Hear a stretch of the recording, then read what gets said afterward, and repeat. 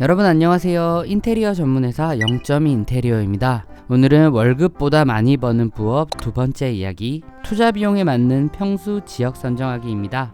연습실의 용도와 퀄리티를 결정하셨다면 지역과 평수를 정하셔야 합니다. 적절한 사무실 선정으로 가장 중요한 것은 입지입니다. 연습실 창업에서의 적절한 입지란 지하철이 가까운가, 주변에 겹치는 업장이 많지는 않은가, 주변에 학교가 많은가 등등입니다. 연습실 창업을 위해 가장 중요하지 않은 것은 건물의 컨디션입니다. 외관이 허름하고 오는 길이 아쉬운 그런 곳은 입지에 비해 저렴한 음악 연습실로 하기에 더없이 좋은 조건입니다.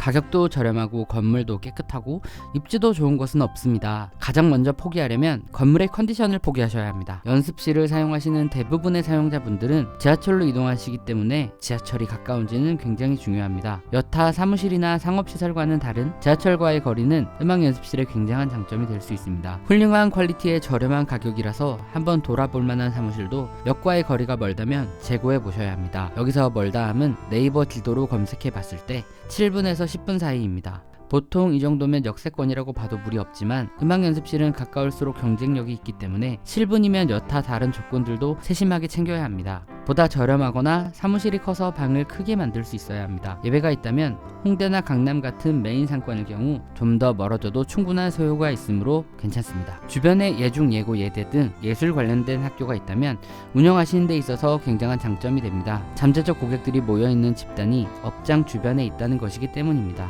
앞의 사항을 유념하면서 이제 사무실의 가격과 평수를 구해야 합니다. 제가 연습실을 구하는 조건으로 가장 첫 번째는 평당가 35,000원 이하일 것입니다. 35,000원 이하의 매물은 만약의 경우 장사가 잘 안 되더라도 월세를 밀리거나 하는 위험이 적습니다. 두 번째는 2층이거나 엘리베이터가 있을 것입니다. 엘리베이터가 없다면 2층 이상으로 갈수록 점점 더 수요는 줄어들 것입니다. 세 번째는 바로 위층과 바로 아래층에 고시원이나 살림집이 없어야 한다입니다. 아무리 방음을 잘 하더라도 24시간 운영되는 연습실의 경우 아주 큰 모니터 스피커나 드럼들의 소음은 예민한 이웃집에게 피해가 될 수 있습니다. 네 번째는 사무실의 층고입니다. 대체로 층고가 방해되는 경우는 드문 경우입니다. 하지만 저희가 구하는 매물 같은 경우 오래되거나 저렴한 매물입니다. 아주 오래된 건물의 경우 층고가 낮은 곳이 종종 있습니다. 노출된 천장이 2300 이하일 경우 시공 후 층고가 많이 낮아 좁아 보이는 상황을 맞이합니다. 다섯 번째, 반듯한 모양입니다. 정사각형보다는 직사각형의 매물이 매우 좋습니다. 효율적인 시공이 가능하기에 시공비도 낮추고 실제 시공 후 평수도 잘 나옵니다. 각이 많이 져 있거나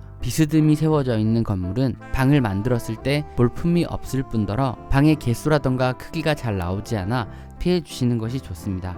이 5가지 이외의 볼 것들로는 화장실의 위치, 배관의 노후로 물이 새는 곳은 없는지, 창문의 개수와 크기, 주차의 유무 등이 있습니다. 위의 경우를 유념하신다면 연습실 사업장을 성공적으로 구하실 수 있습니다. 만약 위의 조건을 모두 만족하는 사무실을 보셨다면 무조건 계약하셔야 합니다. 그 사업장은 완벽합니다. 음악 연습실의 경우 여타 상업 인테리어에 비해 많은 시공비가 들어가기 때문에 어떻게 시공하느냐에 따라 다르지만 30평 기준 5천에서 1억까지 생각하셔야 합니다.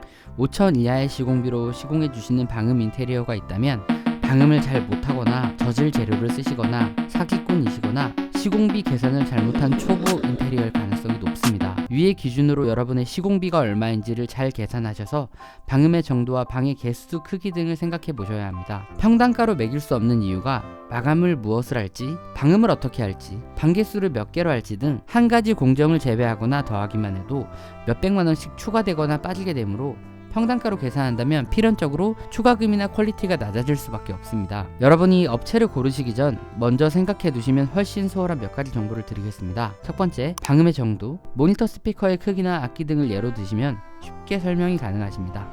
두 번째, 방의 개수. 방의 개수가 늘어갈수록 시공비는 비싸집니다. 천장과 바닥 방음문의 개수, 창문의 개수가 늘어나고 벽도 하나 더 늘어나기 때문입니다.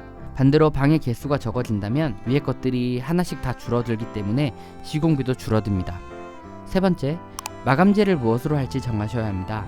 다양한 예시를 보시고 사진을 보여주시는 게 가장 좋은 방법입니다. 정확한 마감재의 명칭을 모르셔도 됩니다. 흡음재로 마감할 경우나 아트월이나 천으로 마감하고 트랩을 두는 경우가 가장 많습니다. 네 번째, 샤워실이나 탕비실의 유무와 디자인 등을 생각하시고 가장 비슷한 사진을 구해 놓으시면 됩니다. 5번째, 공조기, 에어컨, 난방 등 생각해 놓으신 편의시설을 보다 상세하게 설명해 주시면 보다 완벽한 견적서를 받아보실 수 있습니다. 실측과 사진을 간단하게 그려서 보여주셔도 아주 좋은 방법입니다. 혼자서 하기 어려우실 경우 마음에 드는 업체에 도움을 구하시는 것도 좋습니다. 오늘은 월급보다 많이 버는 부업 2번째 이야기, 투자 비용에 맞는 평수, 지역 선정을 들려드렸습니다. 여러분의 창업에 조금이나마 도움이 되었으면 하고 다음 시간은 부동산 임장 가게로 찾아뵙겠습니다. 감사합니다.